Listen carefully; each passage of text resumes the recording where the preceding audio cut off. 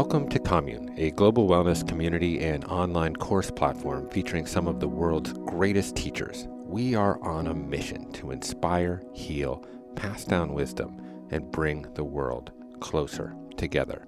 This is the Commune podcast, where each week we explore the ideas and practices that help us live this healthy, connected, and purpose-filled life. Okay, so brief preamble here to outline a change to the podcast. So first off, I want to express a profound appreciation to everyone who has supported this podcast, our diligent Commune team, all of the brilliant teachers and authors who have lended wisdom to it, the mission-driven brands who have provided financial support, and most of all, you, the listeners, who have helped turn this modest endeavor into a powerful platform for ideas. In my various writings and exhortations, I have been a vociferous critic of the ad revenue model, which has misaligned incentives in journalism. And while Commune's brand partners have always been in alignment with our message of well-being and sustainability, I want to try to produce this show without any advertisement. Quite simply, I think it's a better experience without ads. This doesn't change the reality that there are hard costs associated with the production of this show, and moreover, there is significant time expenditure. I am committed to helping to build a world where well-being can flourish, and I have to allocate my time accordingly in pursuit of this mission. I never want anyone's financial wherewithal to stand between them and the ability to glean wisdom from the guests on this show. So this podcast will remain free to anyone who is interested in listening to it. That being said, if you have the financial ability to support our efforts, I would be grateful if you headed over to onecommune.com/support. You can contribute a few bucks or join Commune membership and get unlimited access to all of our courses. Thank you, and it's an honor to do this work. Okay, on the show today, I speak with Lama Rod Owens. Lama Rod is a Buddhist teacher, social justice activist, and author of the new book, Love and Rage: The Path of Liberation Through Anger. In our discussion, we unpack Lama Rod's discovery of Buddhism and how it helped him manage his depression. We discuss many of Buddhism's central tenets around the nature of suffering and the pathway out of it. We discuss his philosophy of radical Dharma and its relationship to social justice, and we discuss the nature and utility of anger itself. I hope you enjoy my conversation with Lama Rod Owens. My name is Jeff Krasno, and welcome to Commune.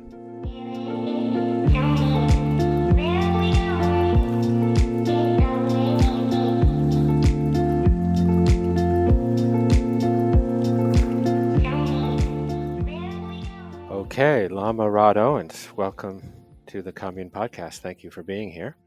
I am excited to talk to you about your book that was published, I believe, over the course of the summer, which was timely, entitled Love and Rage: The Path of Liberation Through Anger.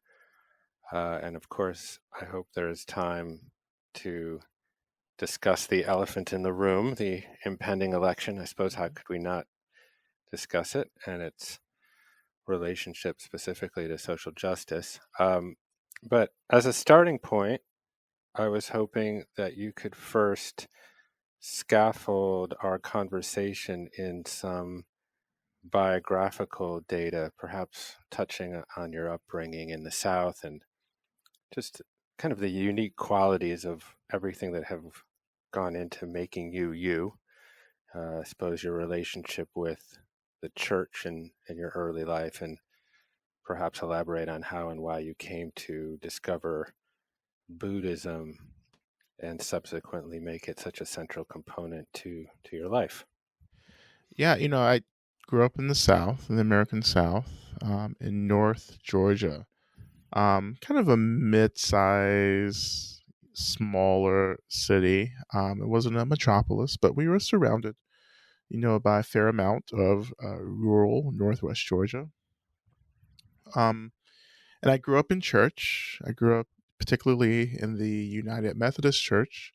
My mother became a minister in the church when I was about 13, and that was really quite exciting. um, because I was just so really moved and pressed by um, just someone, that I was related to who had such a strong conviction about their faith and the things that moved them and how they wanted to be in the world. And I was very fortunate also to kind of be raised by her, because she was also very open-minded, and I would say to an extent progressive about how she understood religion, spirituality. And so I was really fortunate to have someone who embodied something that wasn't fundamental and conservative, which is what you know was often being expressed Mm. in the community around me. My grandfather was also a Baptist minister. My paternal grandfather, who I didn't really know in this life, he died when I was a baby. I think maybe right before a year after my birth, he passed. So I never knew him in life, but always grew up with stories about how he was such an influential person and really quite a gifted preacher. So I was also really proud of that as well. But having grown up around, in the faith, in the community, I didn't really find myself that connected to Christianity. So, I turned 18, started college, and in college, Sundays become, well, for me, Sundays became not so much about going to church, but trying to sleep off the hangover from Saturday night. So, Yeah. so that really began to break me from the habit of going to church, and that began to give me a lot of space to question and explore what I really wanted to be in the world. As just, I just really wasn't interested in Christianity. Um, Mostly, I wasn't interested because I just never, besides my mother, I just really didn't see examples of Christians having fun. I mean, it's well, people were having fun. No, don't get me wrong. People were having fun, but it just felt like that fun was about repressing things. It was like, here's the space that we can have fun in, and that felt like not interesting at all for Mhm. me. I don't want to go to a playground and be told that, okay, you can only play in this corner in the playground. If I go to a playground, I want to play on the whole playground. So I wanted to experience life and have these experiences and have adventures. I wanted to try new things, and I wanted to figure out who I was. And I just felt like that was not being supported, the Christian communities around me. And I went to a Christian school. I wasn't too fundamental, but it was fundamental enough for Mhm. me.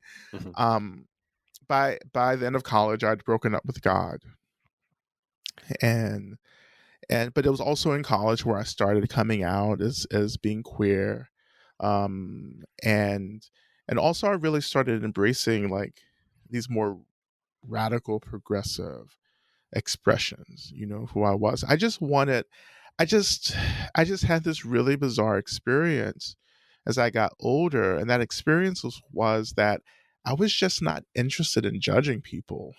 you know, Mm. I Right. wasn't interested in telling people how to live their lives. I just didn't see why so many things were a sin. Yeah. I just struggled with that. I just didn't get it. And no one could argue enough for me to bring me to their side. So I broke up with all of that, and I graduated and I moved to Boston for the first time, as a young 20 something, and I joined a community, um, which was in the tradition of the Catholic worker community, which I loved. The Catholic worker movement started during the Depression in New York by a woman named Dorothy Day and this man named Peter Morin. They were radical Catholics, with strong faith, strong roots in faith, but Dorothy Day was actually a convert to Catholicism too, which was really quite interesting Mm. in her narrative. But They were both people who believed that Jesus was teaching us to disrupt violence, right? Mm. Yeah. And they embodied that and created a culture and a community of people living together and doing, basic acts of service, just right out of the Gospels. They were feeding people and clothing people and housing people, and they were also naming systems of violence, and they committed themselves to disrupting those systems of violence through activism, through protest, through whatever seemed peaceful for them, to do. And so I joined a community that was inspired by the Catholic worker movement, and then a community that Dorothy Day herself had some connections to as well. So that was all felt really special, and I became really devoted to Dorothy Day's kind of ideas and beliefs. And that really influenced me for several years. And of course, the worker movement was this, Marxist and socialist, anarchist movement, but it had a lot of warmth in it. Mhm. And I really gravitated towards that. And the community that I lived in and worked in, it was just so many different kinds of people. And that's what I'd been craving my whole life, just everyone. There were monks and nuns, right? There were sex workers, there were drug dealers, there were people experiencing houselessness, there were wealthy folks, right? There were, Catholics and Buddhists and Jews and Hindus, Christian Science healers. I mean, it was just a wide range of diversity, and we were all there trying to help, as many people as possible while trying to create community Mm. together. And I was so thrilled to be there. And that really challenged me to see Christians who were embodying a different way of being in the world.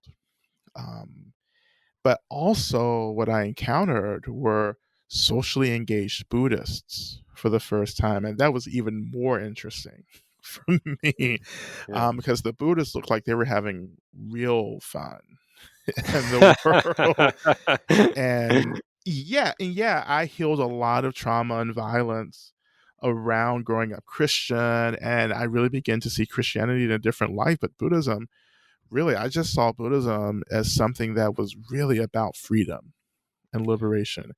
And it was a science about the mind and the body. And that was something that I had absolutely no idea about, but I was excited to learn. And so, over some time there, about after a year of living in the community, I, really started practicing meditation. And I came to meditation particularly after I really began to recognize that I was experiencing severe depression, Mm. and so I just opened my heart and my mind and just began to seek ways of working with depression. Of course, meditation became one of those ways, along with some other modalities and practices.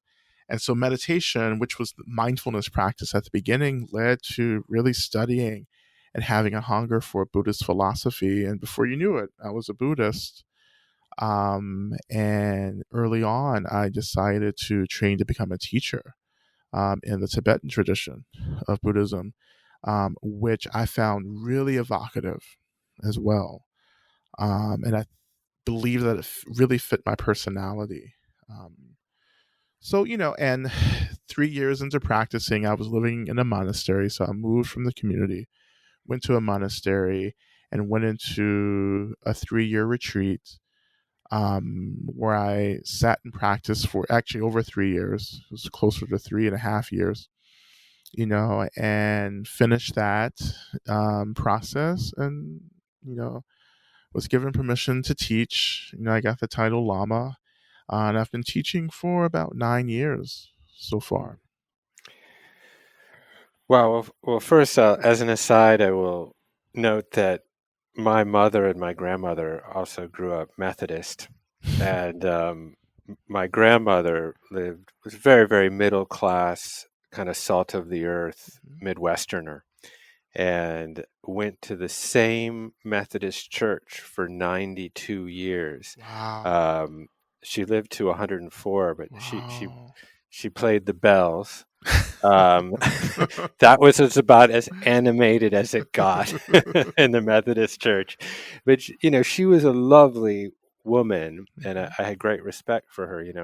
Um, but she was stifled in a way, and always had her top button buttoned. Mhm. And I mean, when she turned 100, and we actually did a slideshow of her life. She was born in 1910, and I Mm. think starting in about 1935, you couldn't tell the difference in how she looked for the last about 80 years of her life, because Wow. she was this very, very serious, austere, put together woman. So when I hear you speak about fun, I don't. Sort of the opposite side of that spectrum. I would imagine my grandmother in the Methodist Church. Um, but in terms of your attraction uh, to Buddhism, and obviously we can't recite the entire Pali Canon here on this interview, but I wonder if you could unpack some of its central tenets, um, its general propositions around the nature of suffering and the Mhm. potential pathways out of it, Mhm. and how that might have, um, what that relationship might have been with your depression. Right. Right. Yeah. And these were some of the things that really drew me deeper into Buddhism, because I'd been suffering my whole life.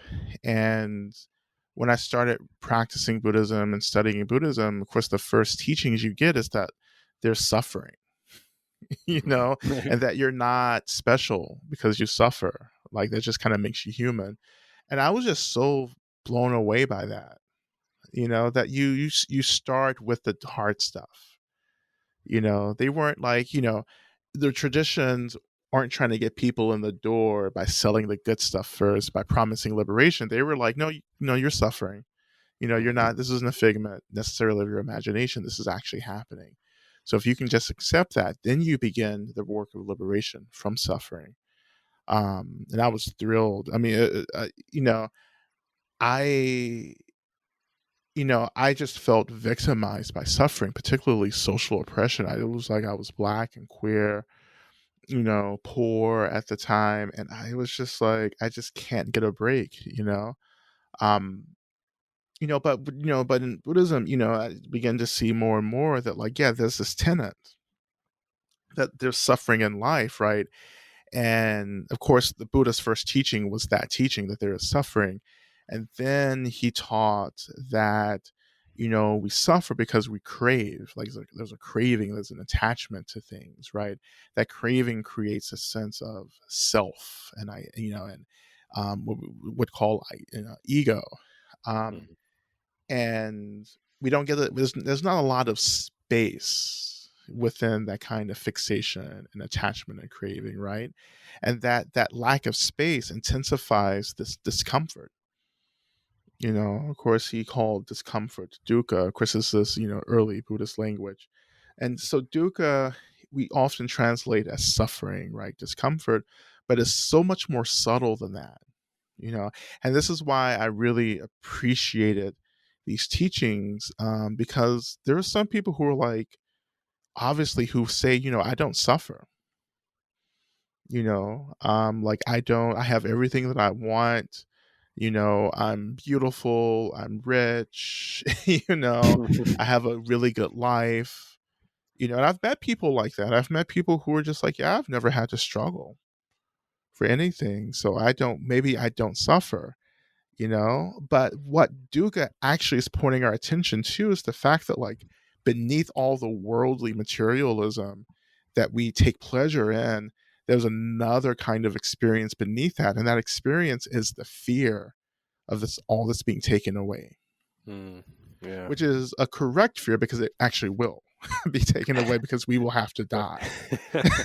you know Yeah. and early Buddhism, early Dharma, and or the Buddha was, really saying that, like, yeah, you're gonna have to deal with that eventually. you know And I love that, you know. Um, but even further, dukkha, a very subtle experience of dukkha is this experience of having a Tupperware, right? You have a Tupperware, you put some food in it.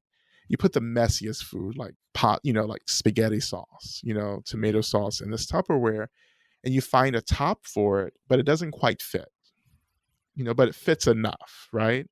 And you put it in the fridge, you pack it into the fridge, and then later you come around, you open the fridge, that Tupperware pops out, that ill-fitting lid falls off, and all that tomato sauce splatters everywhere, all over the kitchen. That's dukkha. I've You never know, heard that particular analogy in all of my discussions around Buddhism. So if nothing else, I'm happy for that one. I Yeah. can't quite take uh, um, credit for. This is actually a description that I got from one of my Buddhism professors in graduate school. Mm. Um, but I gladly have taken it and expounded upon it. But yeah, like I was like, oh, like that's it. Like it seems good, but it's not going to turn out, you know.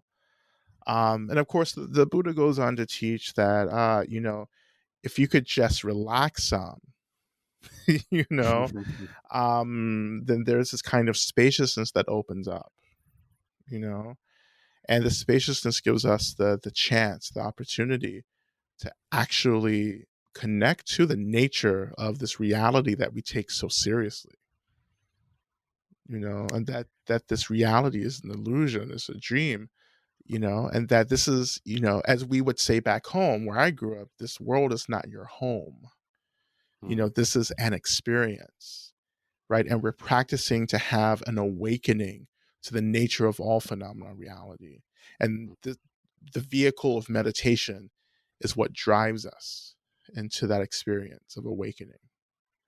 Mm. Um, and so I was thrilled to get that, and to begin to train in that. Yeah, it's very hard. One of the things that Buddhism does do really well is that, like, yeah, they may tell you that suffering, is a issue up front, but they give you all this really intense, profound, beautiful language of what enlightenment is, and then they tell you, okay, it may take you countless lifetimes to get there, so you might as well start now.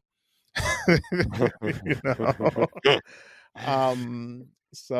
but I really believe that, you know I've been on this path for countless lifetimes already, and that I am really I'm really grateful for how I've been able to come back to the path of Dharma in this life, and just really see very clearly the progress that I've made in this life Mm. alone. To come out of depression, to come out of so much trauma, to kind of have this life in this year of 2020 where I'm able to feel like as if I'm thriving, Yeah. that I have a clarity, that I have a joy, and I'm able to hold the space for, all of this anxiety and discomfort and mystery. I can hold it in my practice, and it's okay. I love that. Yeah. I mean, I think one of the very attractive components to Buddhism, at least for me, is the absence of um dogmatism, if you will. Hmm. And that for me, it feels very empirical on some level. Like it really is just a playbook to apply to your life if you are interested Hmm. in the investigations of the Yes, nature of your mind and how it works. exactly. And how could you not be, given that all of reality is birthed out of your mind? Yep. But um, so a couple years ago, you co-authored a book with Reverend Angel Kiddo Williams, Hmm. who I know a bit and I'm a big fan of. And I'll excuse myself in advance because I'm not sure I know how to pronounce Jasmine's last name. Hmm. Hmm. It's So Yasmin. As Yasmin, so I don't even Yasmin know how to Sagura. pronounce her first name, Yep. even. Yeah. Called Radical Dharma. Hmm. And um, and I'm very interested in this philosophy or this notion of the interweaving of spiritual liberation Hmm. and I suppose socio-political liberation. I'm Hmm. not sure if my understanding of it is spot on, Hmm. but I've always seen those components of life as alloyed, as one thing. And I think it's sometimes popular um, to see one's spiritual practice as something highly personal that Hmm. gives you some degree of escape from the sully world of politics or Right. you know socioeconomic realities. But this philosophy kind of interweaves them, and to me that feels baked in to the notion of that is at the core of much of Buddhism, of self-transcendence and sort of eventually being able to come to terms with the notion that you were just kind of simply a modification of a larger self. Hmm. But I wonder if you could take some time and kind of unpack the nature of radical dharma and maybe expound upon some of its core principles because it feels very foundational to your work. Yeah, absolutely. Yeah, I think one of the core principles of radical dharma is that there's no ultimate liberation without social liberation. So this really ties into what we consider in Buddhism to be the expression of bodhicitta. And so bodhicitta is this mental state, this aspiration, which is really a deep concern for the well-being of others. Mm, And within this kind of like bodhicitta, kind of expression, we are practicing not just to free ourselves, but to free everyone else around us. Right. So bodhicitta is a collective expression, and that fits right into this kind of social liberation, ultimate liberation, arena, because we can practice to touch into and to acknowledge the ultimate, but we can also do what we can to make sure others are being cared for around us, right? To work for an eradication of systems of violence. At the same time, we're working towards this ultimate enlightenment, and we bind both of those efforts together, right? And so, social liberation, work, I think, really it keeps us connected to this world because there's a tendency for us to bypass the concerns of the world, the concerns of mhm, people, to exclusively tune into an ultimate view, mm, where we can bypass giving a shit mhm, about the world, you know. This kind of extremism in terms of its relationship to the ultimate often sounds something like, it doesn't matter what happens to the world because everything is non-existent, right? It doesn't matter who wins the election because this is just a dream, right? It doesn't matter who gets sick because the body is just an illusion, right? That's mhm, just like bypassing the mhm, reality of the relative, you mhm, know. That makes us really callous. That makes us mean, yeah, to tell someone that, oh, don't worry if you're like struggling with violence. Ultimately you're not struggling with it to begin with, so you should just like take refuge in that. That's not really helpful. You know, yeah, um, though I am oriented towards the ultimate. I still understand that we earn our rights to awakening and enlightenment through the work we're doing in the relative, right? We're trying to open our hearts and our minds to reveal to reveal the nature of phenomenal reality we engage in supporting and working for others to open our hearts and minds, right? To begin to understand that there's no separation between myself and others. And that makes the world much easier to be in.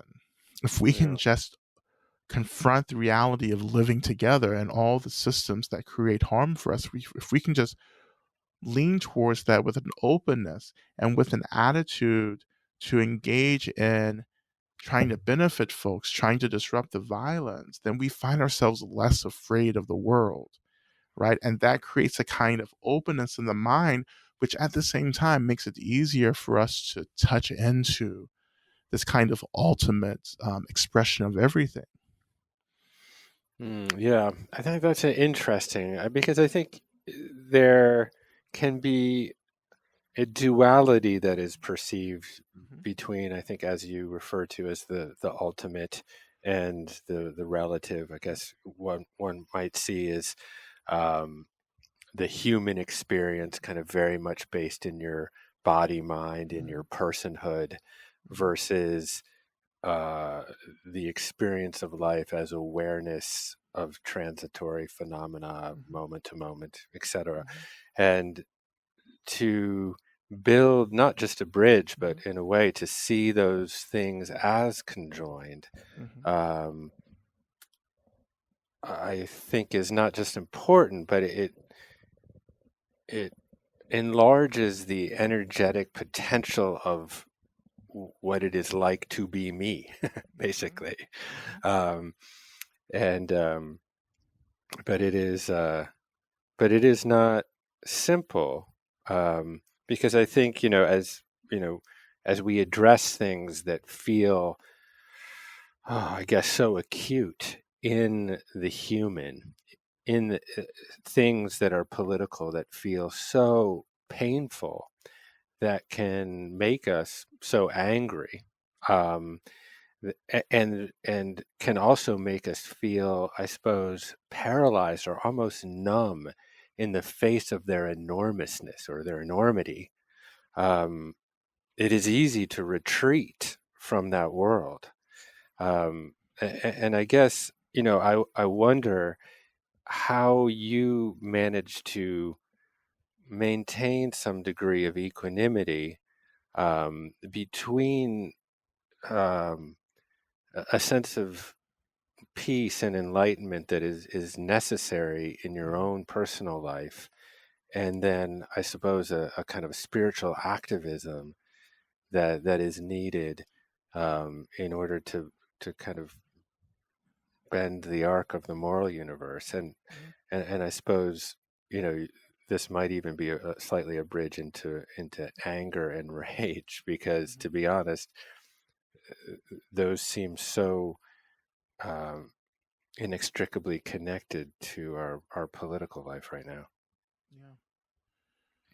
Yeah, I think for me the key to this is this kind of awareness of space. Mm, Um like I have to move through the world with a lot of mental spaciousness in order not to be swallowed, particularly by the suffering of the world, this acute pain, this acute trauma. mm, Um, that helps me maintain this balance, right? And there is a balance here. There really isn't kind of this binary experience because it's the relative and the ultimate are just one experience, you know but for us to kind of start wrapping our minds around it, we have to split it up into two separate experiences. And what I'm beginning to experience in my practice is the union of both the relative and the ultimate. So as I'm moving through the world, I'm at the same time moving through the ultimate as well. The moving through the relative is moving through the ultimate. um, and it's not something that we're necessarily trying to articulate, but it's something that we're trying to live, right? We're just trying to be in the world and we say, yes, there's suffering. I'm going through this. There's anxiety and fear and trauma and violence. I get that, right? And I can hold a lot of space around that because it is indeed being held by spaciousness. even if I tune into that reality or not, right, there's still spaciousness. So I'm trying to remember the spaciousness that's holding everything, right? And within that spaciousness, I get these glimpses of what the ultimate experience is, right? But I have to hold both of those experiences together because my work is twofold, right? My work is to be of benefit to myself and others and helping people to get free. And my second work is to connect, experience the ultimate at the same time, right? So I'm trying to maintain the space where both of these experiences are happening at once, and that takes a lot of practice, and it takes a lot of, well, it takes a commitment to the trainings around watching the mind and really connecting to the illusion of everything, but in a way that we don't use that experience of the illusionary nature of everything as an excuse not to care. So we Yeah, talk about right. compassion and wisdom, and these are the two things we're trying to keep together that can actually help us maintain this space, right? So compassion meaning ethical care, wisdom being clarity. I'm trying to care, but I need the clarity to understand what to care about, you know, and how Yeah, to care, yeah, you know, and the same thing for wisdom too, actually. Like I need a warmth, a kindness to my wisdom, because wisdom can become quite alienating. It can become quite elitist, yeah. and it can pull us away from people and their struggle instead of drawing us closer. This is the work of compassion. Compassion draws us closer, while the work of wisdom helps us to see clearly so we don't get lost in what we're being drawn closely into. Yeah, that's interesting. I've tried to attach the notion of humility to wisdom as much as I possibly can these days. Um, that it really delineating in some ways between knowledge and wisdom, and where wisdom is more of a moral character, and it's sort of an admission of actually what I don't know, Mm, and having the clarity, I suppose, as you say, to understand what I don't know, mhm, and in a way surround myself with people and ideas and energy that really reflects an awareness of my own deficiency. And then, yeah, I mean, and then I suppose compassion, as I've kind of, because these are notions that I consistently, I sort of define and redefine in the mhm, context of my own life. yeah, And I'm trying to understand compassion as loving kindness in the mm, presence of suffering mhm, in a manner that tries to alleviate that suffering. mhm, Um, and, uh, and I'm sure that those definitions will continue mhm, to refine. But I'm interested in that space that you talk about. And mhm, at the beginning of your book, I think you have a Viktor Frankl quote, and yeah, and um, I would butcher it now if I tried to uh, to access it. But I know he addresses that notion of space, of kind of that area between the happening of things and one's response to them. And I wonder if you could unpack that, how that space is cultivated and how that space addresses anger mhm, a- and the care or the self-care associated with one's anger. mhm, yeah. Well, that quote from Viktor Frankl, it reads, quote, "Between stimulus and response, there is a space. And that space is our power to choose our response. In our response lies our growth and our freedom." End quote. Mm, So that's really the heart of really the premise of Love and Rage, is that when I feel something arise, I don't have to grab onto it. I don't have to like react to it. I can just watch it, right? And that watching disrupts the reactivity. That reactivity actually helps us to lean back into the spaciousness. And in that space, we get the opportunity to make a different choice. Mm.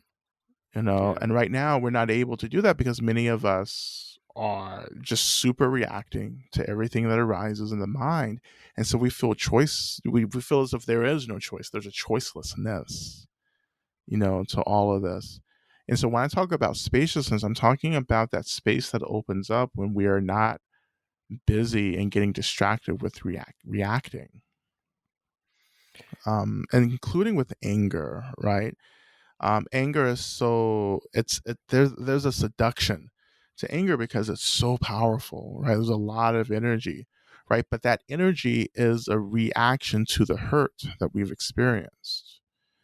So in my work, I say that anger is the bodyguard for the hurt, because Mm. from my practice, I understand that my anger is first and foremost telling me that I've been hurt, right? Mm. And that I need to take care of the hurt. If I don't do anything to take care of the hurt, or if I don't at least acknowledge the hurt, then I find myself reacting to anger, such a way that I create more harm for myself and for others. Mm. You know, um, Yeah, that's interesting. I mean, I think just even that basic acknowledgement mhm, that anger occurs as the result of being hurt mhm, is essential. mhm. Um, and I'm not sure how popular it is. Right, Um, right. and I read a book recently written by Elizabeth Kubler-Ross, Uh and huh. she writes extensively on grief. Hmm. I think this book was from the early 70s. I think it was called On Death and Dying, and Yep. she Yep. outlines the 5 stages of grief. And Hmm. I believe anger is stage number 2. Yep. Hmm. And I remember um, that her writing very articulately about this, that anger, in a way, is a more socially acceptable way to express emotion Hmm. um, Hmm. as the result of being hurt Hmm. versus vulnerability. Hmm. Because I suppose Brene Brown is sort of bringing vulnerability into vogue, but Right. it's not something that I think comes naturally to a lot of people. Right. Right. Absolutely. And so I wonder if you could outline a little bit of your experience, with anger, um, because you write beautifully about your up about growing up and about a lot of anger Hmm. that you had in your life, Hmm. but that in many ways belies how I find you, which is this absolutely sort of effervescently gentle human being. Hmm. So I wonder if you could talk a little bit about that, about Yeah. how you were able to identify that in Hmm. yourself Hmm. and uh, cultivate your gentleness. Yeah. Yeah. And I think we talk about who gets a right to be angry, and particularly in American culture, just to say that, and so in American culture, you know, I think men get to be angry, Mm. and we see this over and over again in the media right now. Yeah. Um, and women are conditioned not to have that same access to anger, right? So there's a lot of gender conditioning around emotional expressivity, or emotional expressiveness. And but when I was growing up, right, because this is also very intersectional, because we have to actually include race and class and Yeah. sexuality, into like how we're trying to understand who gets to express anger. I grew up knowing very clearly that I did not have a right to express anger as a black man. Yeah. You know, Yeah. even though I was, I am cisgender, right, and assigned male at birth, you know, I still didn't have the privilege of expressing anger, and I saw how other black men were policed and disciplined for expressing anger. You know, Y- Yeah, well, to be honest, there was a section of your book that I found so um, jarring in a way that I wrote it down. I'll just read it actually, but it's very Mhm. short. Okay. As a black man, I was conditioned to believe my anger was Yeah. dangerous. If I channeled anger and expressed anger, then I would be punished. I would Yeah. be killed. I would be put in jail. Yeah. I would be silenced. I would be erased. Yeah. Wow. Yeah. I saw it over and over again in school growing up, right? Going to elementary school. We weren't like black boys were disciplined at such a higher rate, you know, than I saw, white students being, conditioned. And I didn't grow up with a lot of diversity either. So it was just black and white Mhm. students, where I grew up in the South. And that's what I saw really clearly. And of course you look at TV, and then as I got into my teens and Rodney King, like all of that, like this stuff began to like really get super implanted in my head. And of course I began to have experiences with police where I couldn't even like look police in the eye without being reprimanded and being Mm. considered a threat. And I learned that early on through my experiences. It was like I was expected to keep all of that, all of my anger, all of my rage under wraps, you know? And so when I got, when I was actually able to move into the community, into the Catholic worker community, it was the elder Buddhists in the community who came to me. I remember them, both of them, Kathy and Jane, came to me and they were like, you're really pissed off, you know? And I had no idea what they were talking about, because I had learned to survive in the world. I had to be really passive aggressive, Mm. and I had to hide the anger. And I thought that just manipulating people was good because that was really hidden, and I wouldn't be punished, but they were like, no, that's anger, right? And so I had to really struggle to connect to anger. I had to allow myself to experience anger, to be angry, right? And when I did the work, and of course all this was happening in meditation, I was like, oh my God, I am pissed off, right? And it took even more work to learn how to experience the anger, Mm.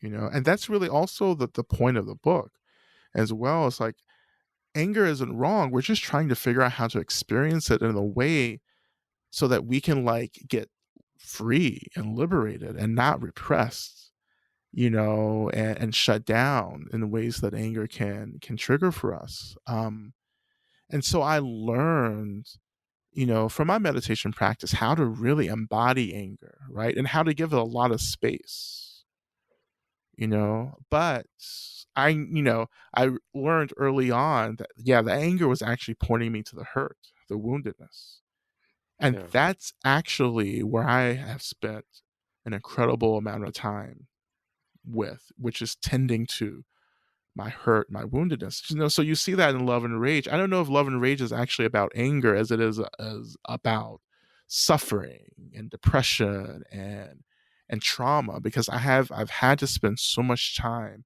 practicing around these experiences because I've been able to do that with what I call it brokenheartedness.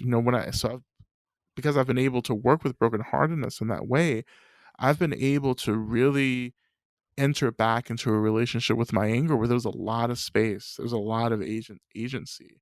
Like I'm Mm. not propelled through the world because I'm reacting to my anger, but my anger is there as a teacher for me. Yeah. I'm still pissed off, absolutely. Like, I still get triggered, but the thing is, I know that like I'm hurt, and I take care of the hurt. then I turn back to the anger, and I can consciously channel anger into something that's much more beneficial and productive than just reacting to it and creating harm for myself and others. Yeah, I mean, I suppose one of the things that I'm interested in is if there is some degree of utility in anger Mm-hmm. and how you would think about that. I mean, certainly to kind of bring it into kind of modern context, Mm-hmm. we've seen a national reckoning Mm-hmm. with on racial justice, Mm-hmm. since I guess May 25th, since Right. the murder of George Floyd, like we haven't seen in multiple generations. Mm-hmm. And, this reckoning, I suppose, has been kind of punctuated by a long summer of protests Yeah. um, and I wonder if you see usefulness Mm-hmm. inside of anger Mm-hmm. i- in that regard. Yeah, absolutely. Well, anger is telling us that something's wrong. Hmm. It's indicating, that something's really, really off, and when I see, when I look at all the stuff that's been happening this summer, right?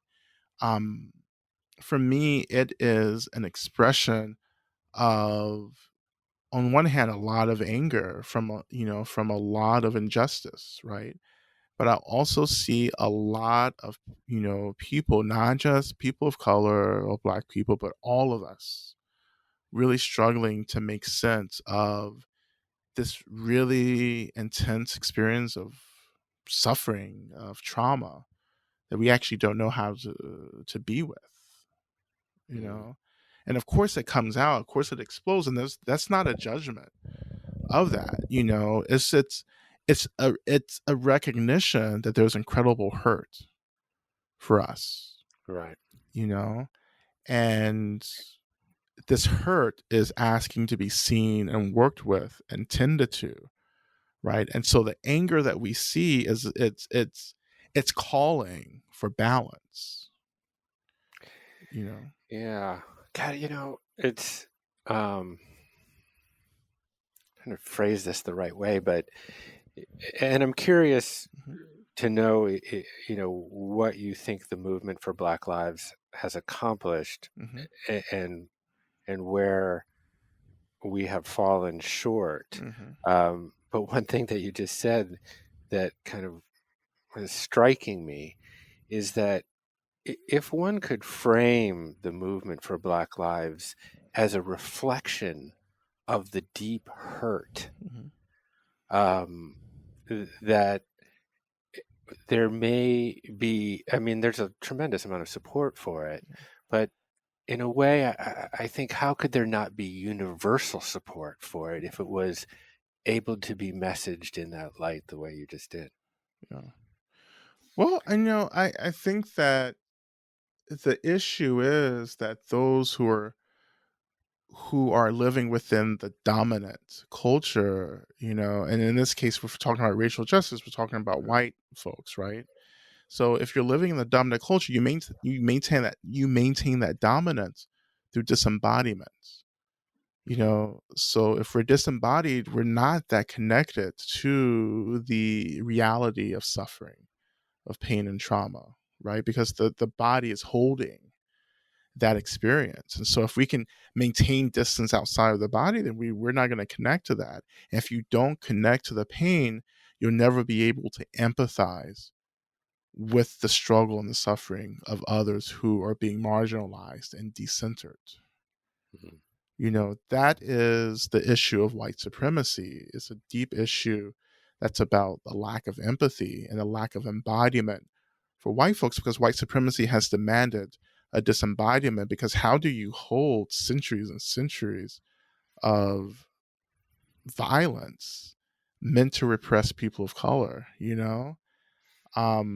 and how do you continue to enjoy a culture that is derived and perpetuated by genocide and slavery, and perpetual discrimination and decentering, you know? Um, it takes a lot of work and it takes a lot of energy to do that. And of course, we do it really easily by being outside of the body, right? And so I come from a community, where we were really close to the body and we were really close to the trauma, and it's those of us who are close to the trauma, close to the body, who will be the ones who will liberate all of us, including the oppressor, from these systems of violence, Mm. right? Because it's through being close and empathizing with our discomfort that we understand the discomfort of others around us. Can you have true, profound empathy without embodiment? No, you know, because it's performative, right? Hmm. So embodiment doesn't always mean that I'm really in my body and my experience, right? It can mean also that I'm oriented towards the body as well. Because honestly, not all of us are going to get embodied in, in our life, because it's just the reality. There's just a level of trauma for some of us that will never be okay for us to be with. But we can still say, you know what, I'm still going to be in relationship to the body, and that can be a lot to work with in terms of empathy. You can say, God, my body's full of trauma. There's a lot of pain there. And I'm trying to like be in relationship to that. I'm not quite in it, but I know it's there and I feel a little bit of it. I wonder what others are experiencing themselves, you Mhm. know. Um, that opens up a lot of space. Yeah. So, as a white person, Hmm. one can do the work to cultivate a true degree of empathy Hmm. through some form of embodiment, even though one can always, as a white person, step out of that reality. Right. And because I think this is, to be honest, a place of confusion Hmm. Hmm. for white people. Yeah. Um, Not just from a sense of like, well, what is my role in this and what should I say, Yeah. but more from how do I truly cultivate empathy and compassion? Yeah. Yeah. Turning back towards again, like this experience of trauma, right? But there's also not just turning back, but it's also the studying that we have to do. We have to understand why we're doing this. At the same time, we have to understand the histories of what we're trying to work through, the legacies of what we're trying to work through as well. It's hard to do this work when you're just swimming in a sea of dominance. You're swimming in a sea of a lot of comfort. Mm. That's what we're up against, right? You're swimming in the sea of deep comfort, and therefore there has to be a lot of effort to decenter comfort, and to Mm. begin to see that when you're uncomfortable, that is actually a doorway deeper into this sense of empathy. Like we can use these experiences of discomfort to say, oh, this is my discomfort, and this is where so many marginalized people are living in this moment, and this discomfort that they have no agency to bypass. But knowing also the system of white supremacy will suck us back into comfort. you know um I think initially so much of this work is performative, which means that like we're just kind of going through the motions and we're doing things because that's where many of us have to start if we're centered and dominant within culture. We just kind of have to start with like just going through a checklist you know that will create more of the conditions for us to authentically begin to connect to the Yeah. discomfort. But there's also the reality that there's time, like there's just going to take time, that this work isn't just going to happen you know in a week or within a year, that this is like lifetimes that we're engaging in. So white supremacy, patriarchy, anything like that, it won't be disrupted now. Like, we won't ever see in our lifetime, we won't ever see the end of white supremacy. But maybe we begin this work, we teach our kids to do this work, they teach their kids to do this work, we begin to shift society so that this becomes part of the conversation and the education that we're beginning to do collectively. Then over a course of a couple of generations, we will see something really significant Yeah. happening. Do you feel like there has been some progress Mhm. made Yeah. over the last 6 months? Does it give Yeah. you optimism Mhm. or and um and then I suppose, I've read some of your reactions to the results of the 2016 Uh-huh. election. Mhm. I mean, here we are. I think it's today Tuesday. Mhm. To Exactly 2 recording weeks. Yeah. recording 2 weeks. Um, you know, um, before this next election, and Yeah. God only knows when we'll actually determine the result.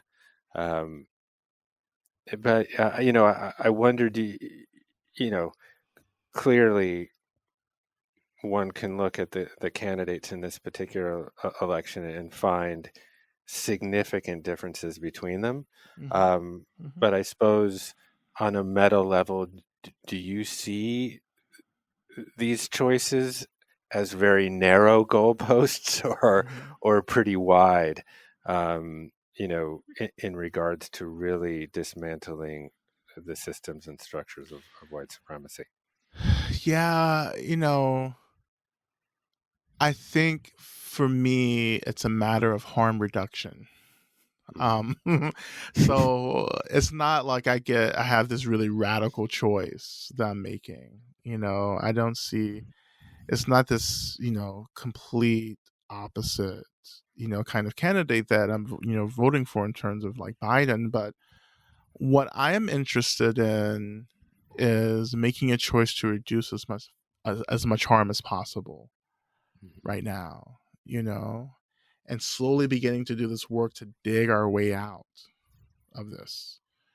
Um, and I think that we're still having to be committed to, even if Biden wins and Kamala Harris wins, we're still committed to the work because we are in a situation where white supremacist terrorism is super activated now, you know, um, and the work will just continue, and hopefully we'll have an administration who is, committed to supporting us in the country and federal government and so forth and doing this work of dismantling white supremacy.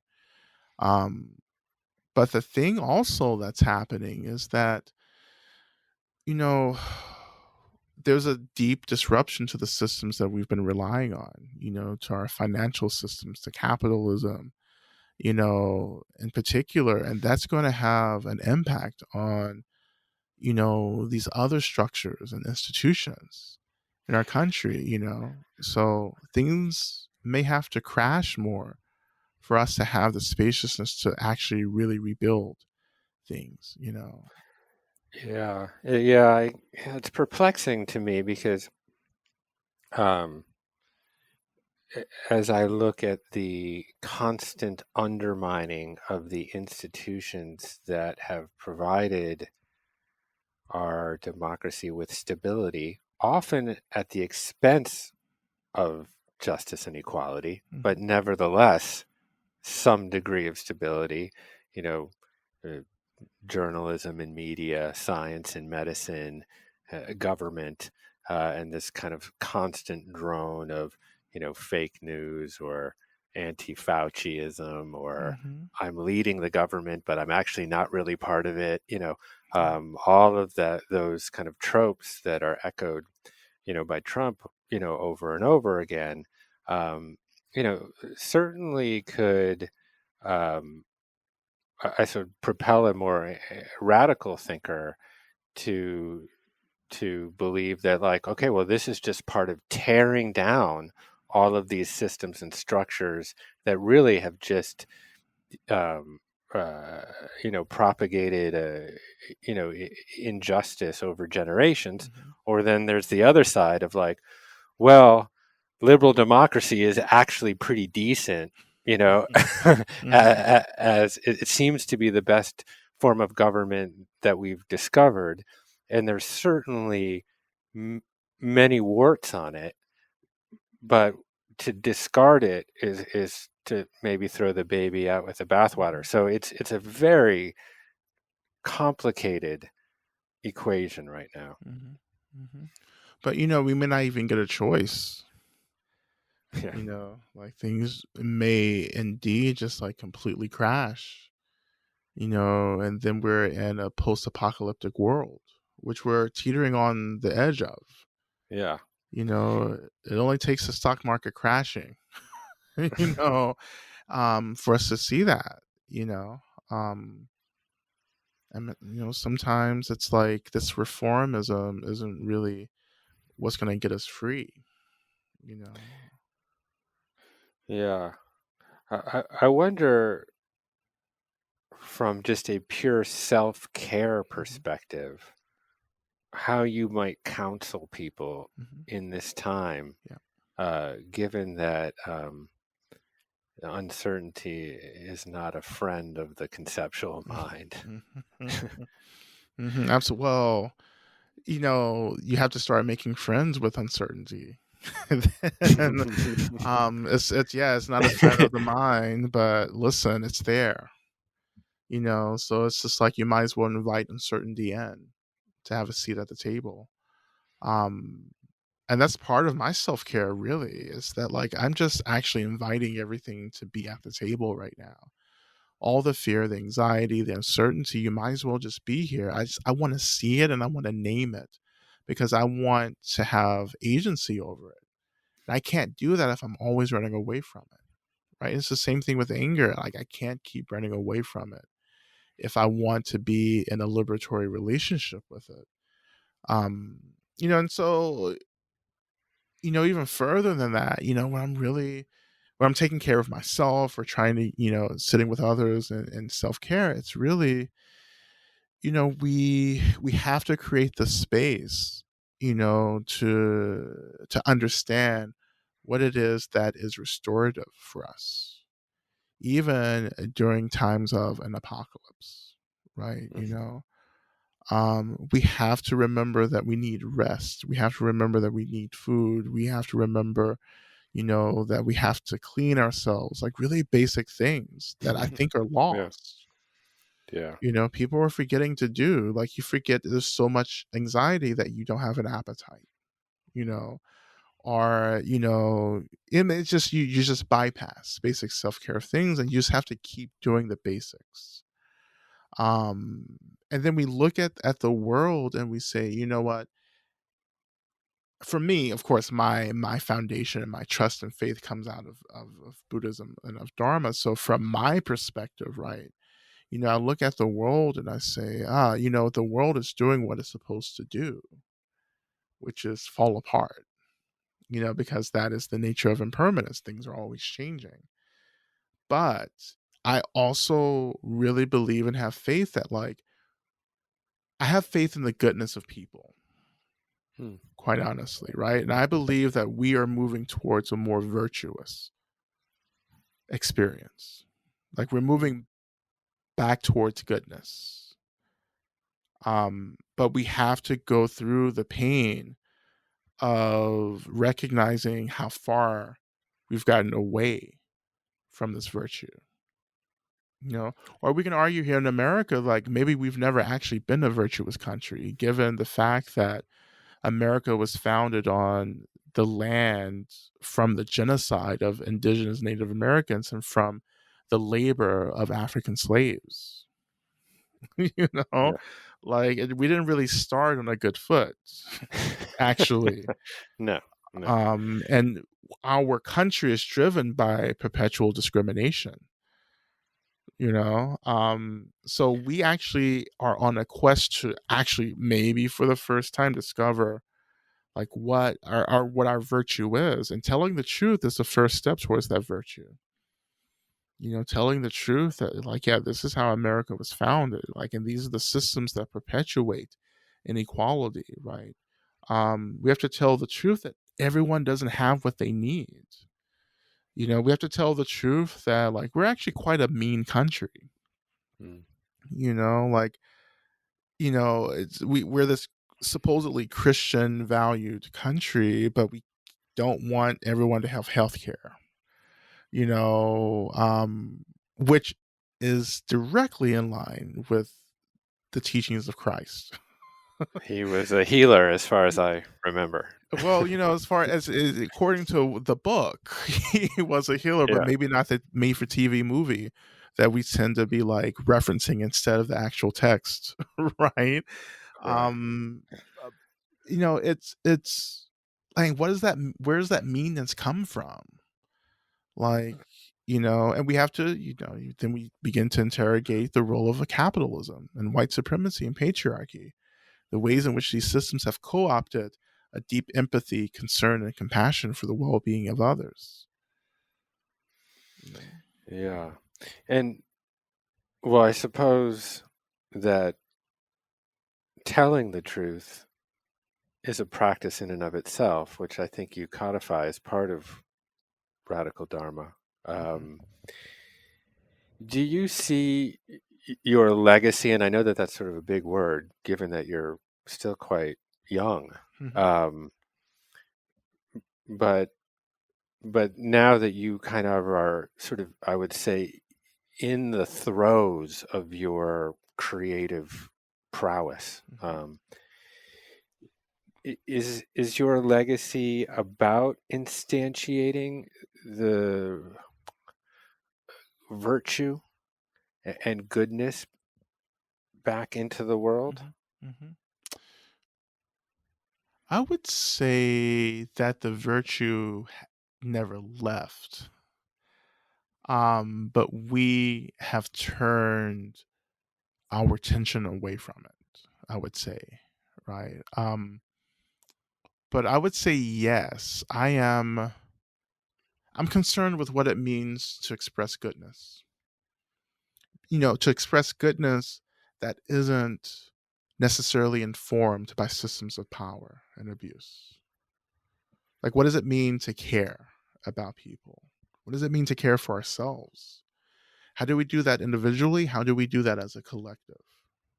And there's a way in which I want to simplify this in a way. It's like, if people need food, we should give people food. Like, if people need healthcare. I mean, this isn't like I'm not making this up. This is just from the Bible, right? Like, if people are hungry, give people food. If they need housing, give people housing. If they need healthcare, give people healthcare, Right. right? And as someone who, I'm not like poor anymore, but I'm like pretty like in the middle class at this point in my work, right, as a teacher, which I'm really grateful for. But even in this position, I am more than willing to offer what I can to make Yeah. sure everyone in this country has what they need. But the problem is there are people who have much more than what they need, you Yeah. know? And so that's not, when we have more than what we need and we're not willing to share, that's not virtuous. That's not goodness. You know? Yeah. And I suppose capitalism has a tendency to sanctify individualism Mhm. Mhm. and a feeling of separateness, Right. such that what one has, there's a scarcity Yep. around that. Yep. Um, Yep. and it doesn't connect the notions of self-interest and the collective good, which I believe inevitably are one and the same thing. Mhm. But certainly when you're working within a system that generally treats people as transactional Right. units, Right. it is very difficult to kind of instantiate that notion of collective good, and even those words, collective good, get kind of cubbyholed into some sort of Marxism, Yeah, socialism, exactly. communism thing. You can't even really have a discussion about it, Right. which is becomes quite frustrating. Yeah. Um, I guess I'll just you know maybe finish here, which is kind of trying to come back really to the path out of suffering within the Buddhist tradition, Mm-hmm. which I always associate with the Eightfold Path. Right.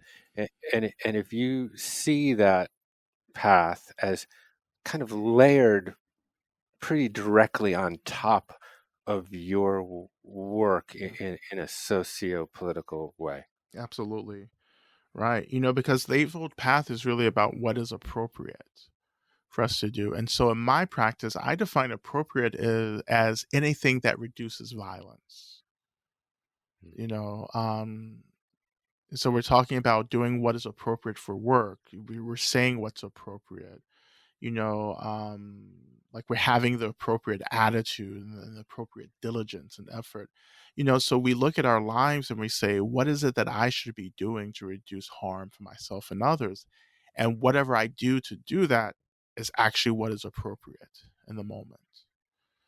You know, um, and that's so much. I mean, that's these are the guiding principles of my work because my basic ethic is the reduction of violence, right? And so it's understanding what violence and harm is and then making choices to reduce that. But it doesn't mean that like I'm necessarily going to erase violence 100% because that's actually quite impossible to do. We're always going to impact people in harmful ways, even in ways we actually don't even understand or know about, right?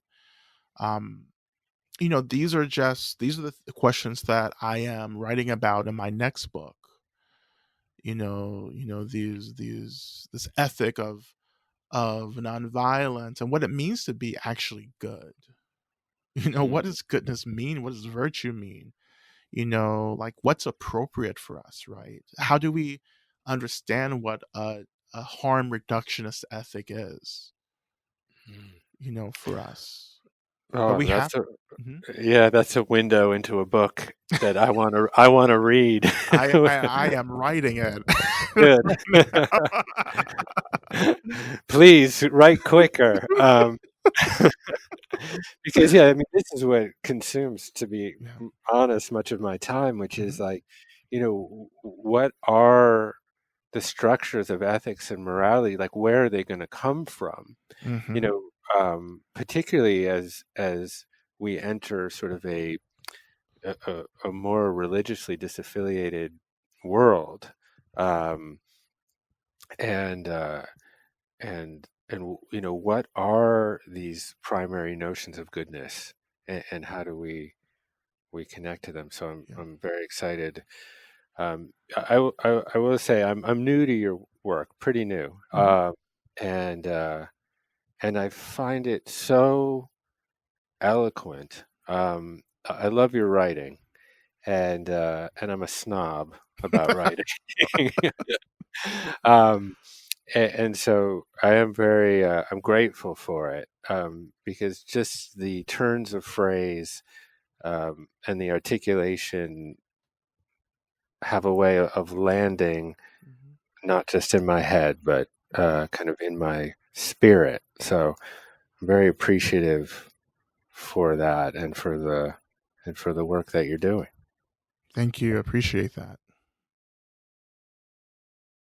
Thanks for listening to my conversation today with Lama Rod Owens. To keep abreast of his work, go to lamarod.com.